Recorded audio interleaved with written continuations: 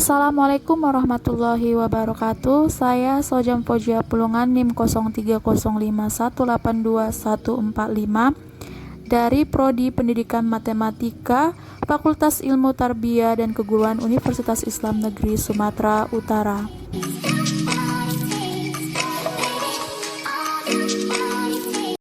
Di sini saya akan menjawab pertanyaan nomor 1, yaitu jelaskan konsep sosiologi pendidikan, merupakan definisi, latar belakang, dan tujuan.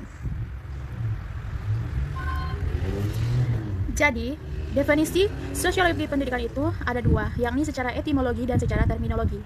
Secara etimologi, sosiologi berasal dari bahasa Latin yaitu socios dan logos, di mana socios artinya teman, sahabat, kawan, sedangkan logos artinya ilmu pengetahuan. Yang kedua, secara terminologi. Secara terminologi, sosiologi berarti kajian ilmu yang membahas hubungan manusia dengan manusia. Dan sosiologi pendidikan adalah cabang ilmu pengetahuan yang membahas proses interaksi sosial seseorang di keluarga, masa sekolah, lingkungan, dan berdasarkan kondisi sosial dan budaya yang terdapat pada lingkungannya, bangsa, dan negaranya. Sedangkan pengertian sosiologi pendidikan menurut para ahli yaitu, yang pertama menurut Abdullah Samsuddin, sosiologi pendidikan adalah cabang dari ilmu pengetahuan yang membahas interaksi sosial anak-anak mulai dari keluarganya, masa sekolahnya, sampai ia dewasa, dengan melatarkan belakangi kondisi-kondisi sosial struktural yang terdapat pada lingkungannya ataupun masyarakat di mana ia tinggal dan dibesarkan. Yang kedua, menurut Abdul Sani, sosiologi pendidikan adalah ilmu yang membahas interaksi sosial dan hasil-hasilnya. Yang ketiga, menurut Stephen K. Sanderson, sosiologi adalah kajian ilmiah tentang kehidupan sosial manusia. Adapun latar belakang daripada sosiologi pendidikan ini lahir ialah di mana sosiologi pendidikan ini lahir pada perkembangan awal abad ke-20, di mana pada saat itu sosiologi ini mengalami beberapa hambatan dalam perkembangannya. Hal ini disertai karena adanya perubahan sosial yang sangat cepat dan adanya proses disintegrasi yang cepat melalui berbagai bidang kehidupan dalam masyarakat. Nah, karena adanya disintegrasi ini, maka nilai-nilai yang ada pada masyarakat itu pun berubah. Hilang-hilang nilainya inilah mengakibatkan disintegrasi sosial, yakni perubahan sosial yang cepat, terutama dalam bentuk urbanisasi. Hubungan yang didasari dengan keikhlasan berubah menjadi hubungan yang pamrih. Pergeseran inilah yang merupakan sumber berbagai masalah sosial. Dan institusi pendidikan tidak mampu mengejar perubahan sosial ini disebabkan kemajuan ilmu pengetahuan dan teknologi yang menimbulkan berbagai kultural. Oleh karena itu, ahli-ahli sosiologi kemudian menyambungkan pemikiran-pemikiran mereka untuk memecahkan masalah ini. Hal inilah yang melatar belakangi lahirnya suatu disiplin ilmu baru yang saat ini kita kenal dengan ilmu sosiologi pendidikan. Adapun tujuan dari sosiologi pendidikan ini ialah untuk menghasilkan pengertian-pengertian dan pola-pola umum. Karena sosiologi ini meneliti, mencari apa yang menjadi prinsip atau hukum-hukum umum dalam interaksi antar manusia, baik itu secara sifatnya, hakikatnya, bentuk, isi, dan strukturnya. Yang kedua, meningkatkan kemampuan seseorang dalam menyelesaikan dirinya ataupun beradaptasi dengan lingkungan sosialnya. Ketiga, meningkatkan pemahaman terhadap ciri-ciri dan sifat-sifat masyarakat, serta meningkatkan daya adaptasi diri dengan lingkungan hidupnya. Keempat, memahami konsep-konsep sosiologi seperti sosialisasi, kelompok sosial, struktur sosial, lembaga sosial, perubahan sosial, konflik, dan integrasi sosial. Kelima, menumbuhkan sikap, kesadaran, dan kepedulian sosial dalam kehidupan bermasyarakat. Keenam, menganalisis status pendidikan di masyarakat. Dan yang ketujuh, menganalisis partisipasi orang-orang terdidik atau berpendidikan dalam kegiatan sosial. Itu pertanyaan yang nomor 2, yakni dengan soal, saat ini kita sedang menghadapi pandemi COVID-19, sehingga pemerintah membuat aturan tentang social distancing, atau yang sekarang namanya berganti dengan physical distancing. Selama pandemi COVID-19 ini, tentunya interaksi sosial yang tetap membutuhkan orang lain demi kelangsungan hidup kita. Analisislah interaksi sosial yang terjadi selama pandemi COVID-19 yang ada di sekitarmu. Nah, setelah saya lihat dan saya analisis, interaksi sosial yang terjadi selama pandemi COVID-19 ini memang banyak pengaruhnya dalam kehidupan masyarakat. Tentunya bukan di sekitar saya, mungkin di sekitar kita semua. Yang pada mulanya, interaksi sosial itu tidak mengetahui yang namanya ada batasan. Namun setelah adanya COVID-19 ini, interaksi sosial yang terjadi pada sekitar kita mungkin terbatas. Memang interaksi sosial ini terjadi, namun memiliki batasan-batasan tertentu. Seperti yang kita ketahui, bahwa interaksi sosial terjadi apabila adanya komunikasi dan kontak sosial. Namun, pada dasarnya, setelah terjadi COVID-19 ini, komunikasi tetap terjadi dan berlangsung. Namun kontak sosial inilah yang awal mulanya itu tidak ada batasannya menjadi ada batasannya.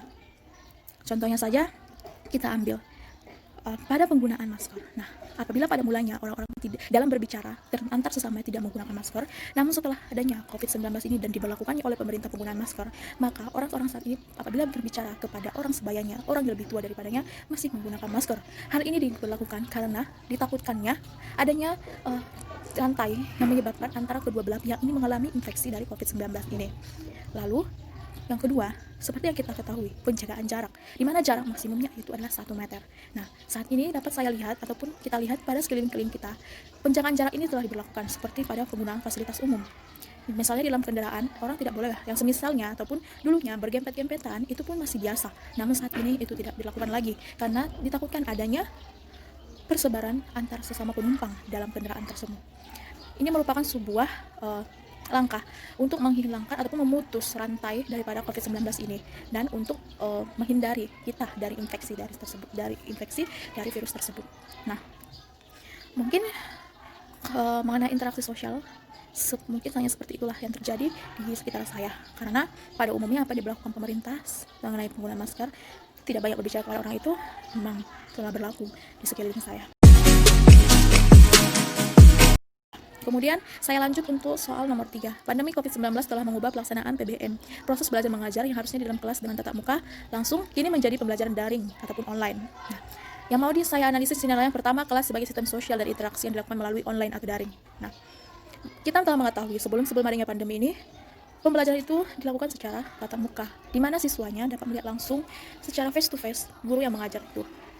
Bisa menyentuh, bisa melihat, bisa meraba daripada gurunya itu. Namun sejak adanya pandemi ini, itu tidak berlaku lagi. Karena hal inilah yang diperlakukan untuk memutus rantai daripada COVID ini.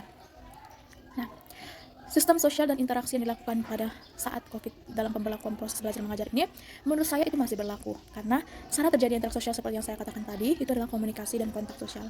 Walaupun dalam suatu jaringan, pembelajaran dalam jaringan ataupun online, komunikasi antara guru dan siswa, dosen dan mahasiswa itu masih berlaku. Begitu juga dengan kontak sosial, di mana kontak sosialnya guru, siswa, mahasiswa, dan dosen masih bisa pandang ataupun melihat satu sama lain, tapi itu melalui media perantaranya itu adalah handphone ataupun laptop.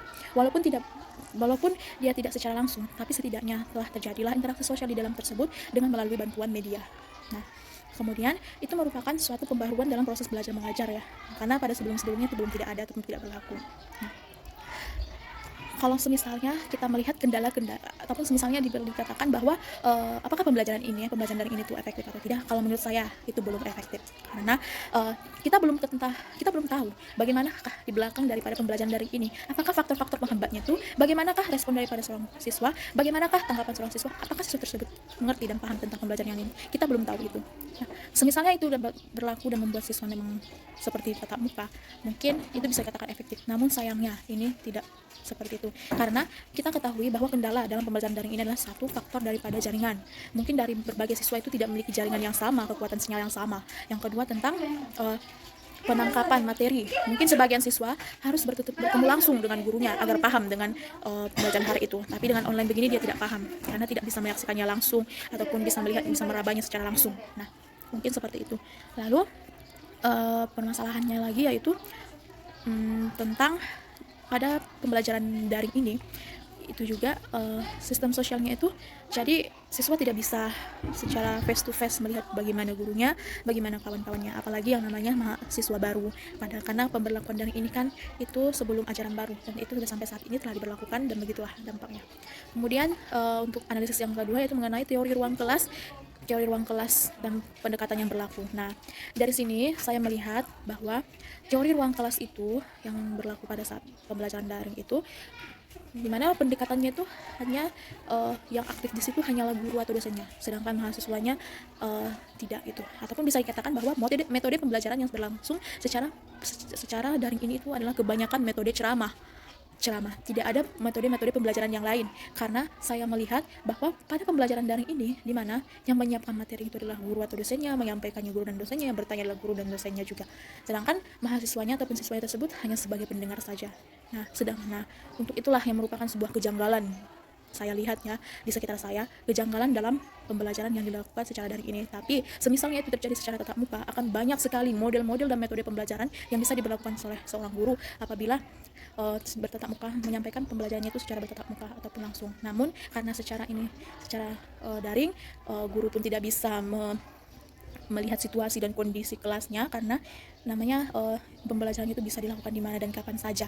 Istilahnya guru tidak bisa melihat situasi kondisinya, tidak bisa menggenggam murid-muridnya. Jadi pembelajarannya itu yang berlaku hanya metode ceramah. Nah, hal inilah yang mungkin bisa membuat siswanya semakin malas ataupun entah dia pun kurang menarik dirasanya untuk pembelajaran tersebut. Nah, begitu juga dengan gurunya ini juga mungkin agak sedikit kurang apa kepada siswanya karena tidak paham ataupun apa, karena memang cuma satu metode pembelajaran yang berlaku pada saat daring ini yang bisa memang diterapkan, yaitu ceramah.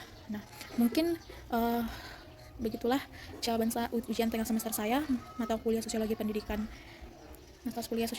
dari kelas MM3. Saya Sojang Podiam Sulungan mengucapkan terima kasih. Wabillahi taufiq wal hidayah. Assalamualaikum warahmatullahi wabarakatuh.